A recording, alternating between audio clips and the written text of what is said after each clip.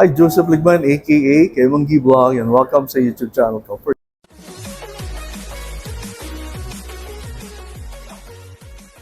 today's vlog, nandito tayo ngayon sa Hotel Lucky Chinatown, dito sa May Binondo. Maaari po ba silang magpakilala?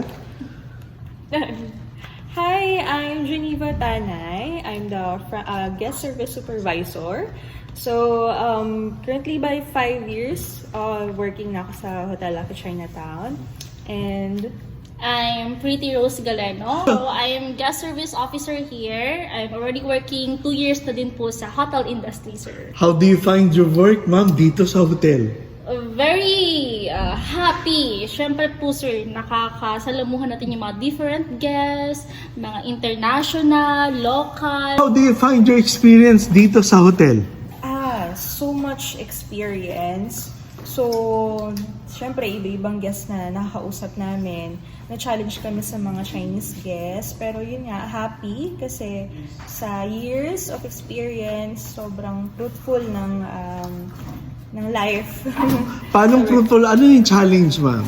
Challenge, of course, yung communication. Kasi karamihan ng guests namin talaga hindi sila marunong mag-English, ganyan. Pero yun, due to translator, na itatawid namin ang check-in. So, hindi naman kasi lahat is, yun nga, fluent din ka sa language. Ma'am, puro good ang naririnig ko. How about the challenge talaga? Nagkaroon na ba ng challenge na nagkaroon ng hindi magandang ugnayan between you and the guests? Hindi magandang ugnayan. And how Parang you ang lalim naman. yes, and how you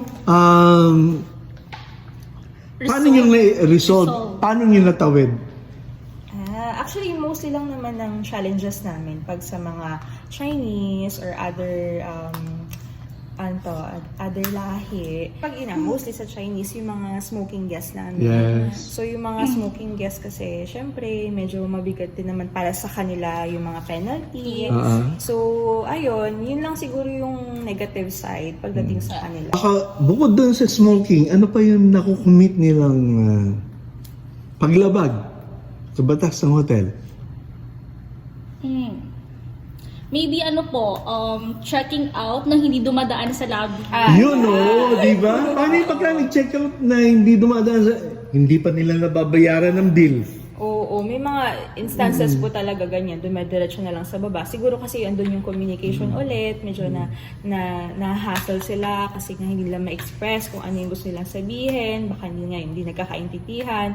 So if ever na lang po nakakaalis, awa naman ng Diyos, wala naman masyadong charges if ever na yung umaalis agad, wala namang penalty na kailangan bayaran. Mama, have you experienced na hindi nagbayad tapos nakalabas, na-charge sa inyo? Ay, hindi naman po. Salamat. Never pa naman kami naka-experience. Wow. Ano yung best experience nila dito sa hotel? Management-wise, relationship-wise sa mga co-workers nila? Siguro separate na lang Sige, natin. sige. So sa mga ka-work, siguro hindi naman ako tatagal kung hindi naman okay yung mga Yes, ka-work ko. And then sa guest naman, ang sarap ng feeling kasi pag nalalaman mo lahat ng story kung bakit sila magsistay, tapos yung iba sobrang grabe po magbigay ng mga gifts. Pretty, ano yung pinaka-best na narinig mong story as per Jen na narinig sa mga guests niyo? Usually, we have these long-staying guests po kasi, sir. Long staying? 1 month? Almost a month, sir. Wow. Like, magto 2 months na ba sila? Or magmo-more than? If continuous natin, sir, yung pag-stay nila. Then how about the night, per day? Per day? What do you mean, sir? Per day, 10,000, 8,000 times 30, that would be 300,000. Wow, rich. May ganun. Yes. So usually, yung purpose nila, sir, is for medication since medyo mas malapit kami sa mga nearby hospitals po, sir. And it's so good to see na usually kasi, di ba sir, when we do have mother, yung mag-aalaga talaga is yung daughter nila. In this case naman po, yung nag-aalaga talaga at nag-hands-on is yung anak nilang lalaki. Wow, So, baliktad.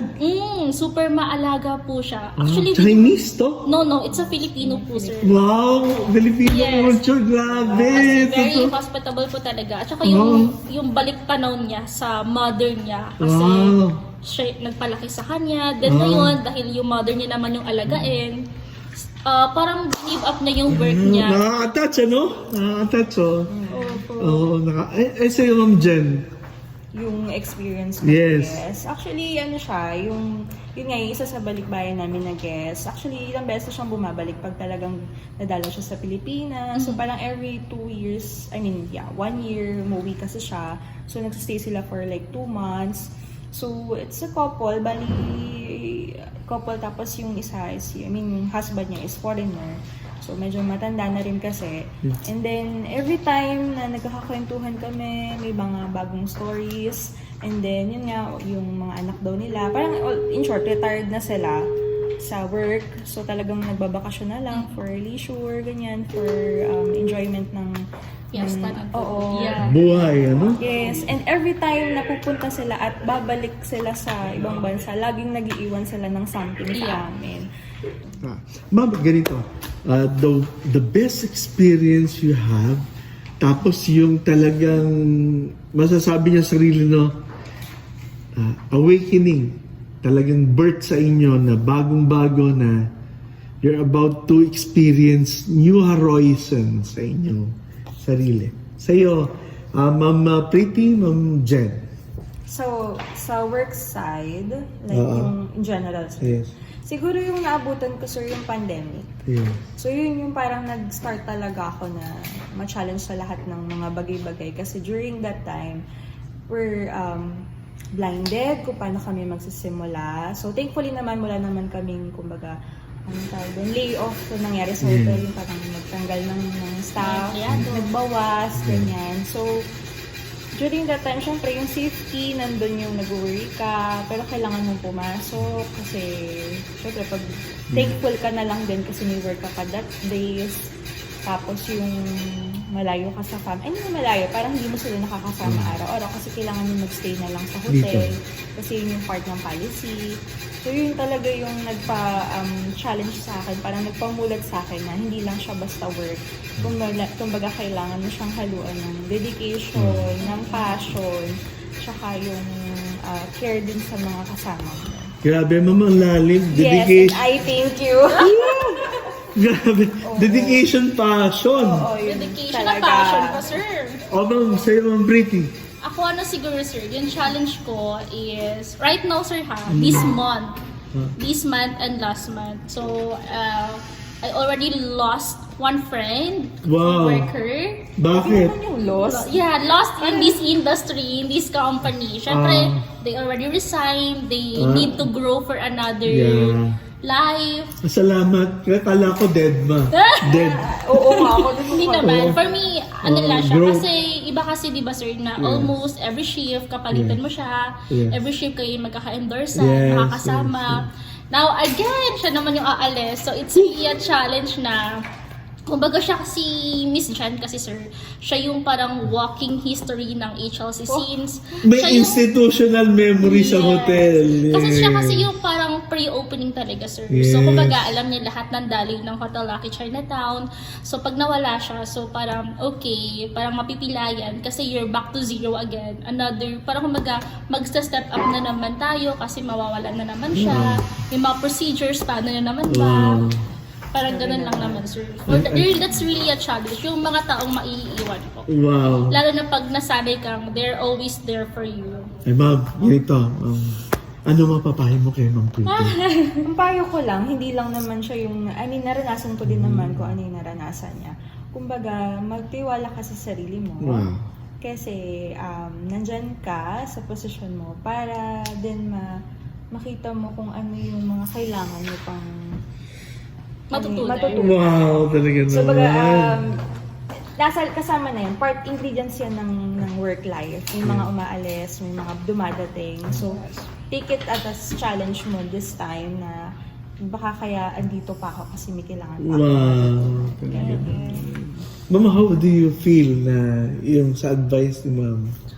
Pressured, of course. Oo, kasama na yung Oo, pressure. pressure. Yes. Since, sir, we respect seniority kasi dito sa work po, sir. Yes, yeah. So, pag nawala na naman to, then, syempre, maiiwan na lang yung mga bulilit. Bulilit. Oo, yung mga bulilit. So, typically talaga, sir, kailangan namin mag-grasp hanggat nandito pa si Miss Jen. Ma'am, ganito. Ang tanong ko naman ngayon, ano yung dapat na personalidad ng nandito sa hotel hotel business? At tulad nyo, ano yung kailangan realization mula nung nag-aaral kayo, ma-realize nyo, ito pala ang dapat kong gagalawan at dapat kong gagawin at pag-uugali. Ma'am Jen at Ma'am Pretty. Naka, sir, actually, wala talaga sa linya ko yung pagiging hotelier. Yes. Yes, so, actually, I already found it na, ang galing pa rin ng pagiging hospitality, no? Yung Yes, front desk. Kasi always aiming to be a flight attendant po, sir. Wow. Ever since I was a child. Pero bago maging flight attendant, gusto ko talaga, sir, yung parang office lang. Kasi I like, uupo ka sa chair, then mag-stroll in. Yes, Upuan, oh. tapos pirma. Wow. Then growing nun, sir, I had my own job training hanggang sa na-realize ko, okay, it's so fun. Kasi you are nag-i-interact ka with the customer, with the guest. Tapos pag nasatisfy mo yung experience nila, it's so good to feel na they're saying na, uy, Pretty, thank you so much for making us feel at home. Kasi first time lang namin sa Hotel Lucky Chinatown. So, ganon. Ay, Ma'am Jen, sa inyo. Actually, yung passion ko kasi, parang syempre connected siya sa hospitality. So, pangarap ko talaga is chef. Chef? Wow. Hospitality. Ma'am, since you're a chef, matanong ko, ano yung specialty niyo na sa pagluluto? Specialty ko, tinuguan. Wow! Tinuguan. talaga. Ilocana ka, ma'am? Hindi. Bicolana ako, pero Bicolana? Oo. Dapat laing. Laing.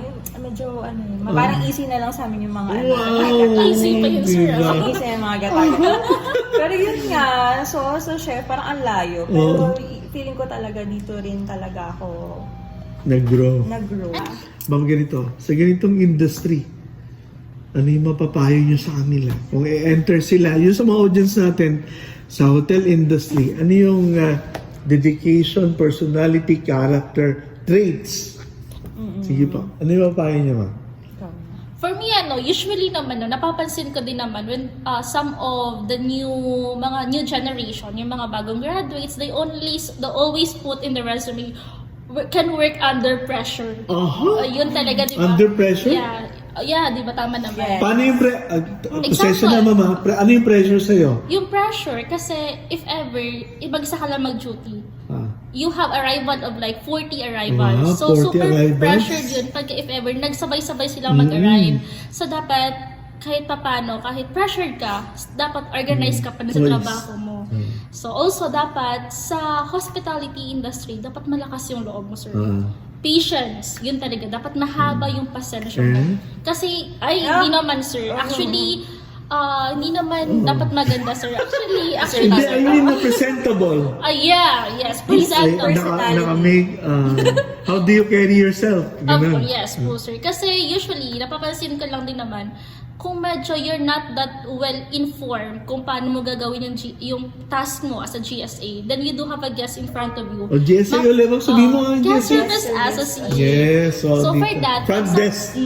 pag napapansin nila na, parang something is wrong, bakit parang hindi niya alam yung ginagawa niya? Kakainin ka kasi ng guest service. Yes. So, dapat confident ka pag naghaharap ka sa guest. At least you are able to know na alam mo yung ginagawa mo. Pag tinanong ka, masasagot mo.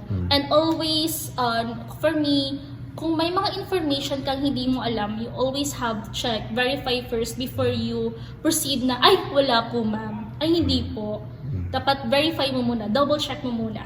Kasi pag may naisabi ka lang sa guest, automatic parang it's really a bad view na para sa kanya. Ma'am Jen.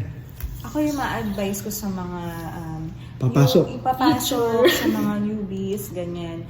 Siyempre, kailangan gusto mo yung gagawin mo. Kasi kung gusto mo yung gagawin mo, kahit ano pang challenges yan, struggles mo, alam mo sa sarili mo na kaya mo, And then, yung love mo sa work mo, lalo na sa mga katrabaho mo, mas importante din yun para ganahan ka din pumasok. Hindi lang siya kasi work as work lang. Medyo kailangan mo din tumagal since yun yung gusto mo. Yes. And then, yun, kailangan maging well-informed ka dun sa kung ano yung binibenta mo. Policy. Yes, at isa sa mga natutunan ko pag nag-work ka sa hotel, isipin mo yung hotel as bahay mo. Kailangan alam mo lahat. Para at least alam mo yung i-inform mo sa mga Grabe, ma'am, ang dami mo natutunan, no? Information overload. 5 years ba naman siya? Oo. That's too much. So, dapat yun, parang bahay mo siya, nag-entertain ka ng mga bisita mo sa bahay. So, dapat alam mo kung saan mo i-lead sa bahay mo Yes. yung mga bisita mo. Ganon. Ma'am, medyo mahaba na ang aking vlog. Oo nga. Maraming salamat. Okay, guys, ito si Kayo Manggi Vlog. Hanggang sa muli po. Paalam. Ano yung Manggi Vlog? Yes, so, ma'am, can I get your name? Full name? Sure po. Hindi na number na lang dito sa hotel. Yes po, sir. Ma'am, if you will promote the hotel, how will you promote it? We are Hotel Lucky Chinatown as part of Mega World Property. Bali yung Mega World kasi sir, sobrang ang dami niya ng covered na hotel. Kingsford Hotel, our mag-open na Grand West, Richmond, Hotel Ortigas, Richmond Eastwood. We also have hotel in Boracay. Wow. That's Belmont Hotel Boracay, Savoy Hotel Boracay, and mag-open na din po yung Chancellor Boracay. Wow, kabisado We ha. also have hotel in Tagaytay. Wow. It's Twin Lakes Hotel. We also have hotel in Mactan, that's Savoy Hotel Mactan, and Belmont Hotel Mactan. We also have, if you are from Iloilo, please do check in sa Richmond Hotel Pupunta ako Iloilo. sa Bora. Sa Boracay sir, week. yes Yeah. please. Bali po, that's a great hotel po sir since malapit po siya sa sa keyhole. Yes, that's the, kumbaga pag may mga wedding, may mga prenup shoot, usually keyhole talaga is the best po. Ma'am Jen, Yes. ano ang mga reservations na pwede nilang dito, katulad sa amin, sa government, sa private, anong services? Invite na sila, ma'am.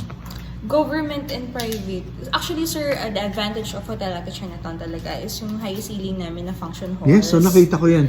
Yes. Punta kaya ako sa taas ngayon, pakita ko. Hindi, Baka sarado na din. sarado na.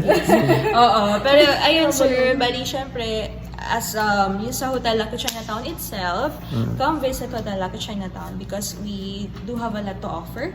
Of course, we do offer the food, Beyond the Food Crawl, Yes. which is, yun sir, yung para 888 per Oh. 688. So, minimum Aha!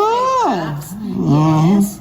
Ang sabi sa akin ni Sir Joshua, pagka nag-guest daw dito, tinuturo niyo pa. Yes po. Dito sa May Chinatown. cities na din po siya Yes. kasama. Okay. Yan. So, knowing Binondo, so there's a lot of history, including the food. So, try it, sir. Malapit lang kami sa lahat ng yan. Tapos, bibigyan nila pa kayo or bebentahan kayo ng mga Lucky Charms. Yan, Sir Ma. Siguro sir, one thing yung pinakamaganda when it comes to Hotel Lucky Chinatown, if you're going to visit a TripAdvisor, Agoda, and Booking.com review, we always have a good rate when it comes to staff friendliness po. Yes, may discount ba? Of course naman po sir. Bibigyan ko kayo ng... Yes. Oh guys, ibibigay niya sa akin yung calling card ng hotel. Kung gusto niyo mag-book, may Facebook page. Yes. And Just visit Hotel Lucky Chinatown website. And if ever I can give you naman, sir, I'll give you the lalagay ko provide sa you. baba. Yes po, please. Please click this button. please click. Yes. Yan lang naman po, sir. So far, at least, I guess, this way of vlogging po, sir, Yes. can market naman po ng Yes. other lugar po na to book here in Hotel Lucky Chinatown. Yes. Since we are at the center of Binondo, we are near in Mall, Tutuban, Yes. and Divisoria. Exactly The best. po. Okay. Okay, thank you very much, Madam Jen. Thank you Madam so Pretty. much. It's a great Yes, okay guys. Joseph Lagman, aka Manggi Vlog, and I guess, paalam po sa inyo. Ating gabi na. God bless sa inyo. God bless. God bless.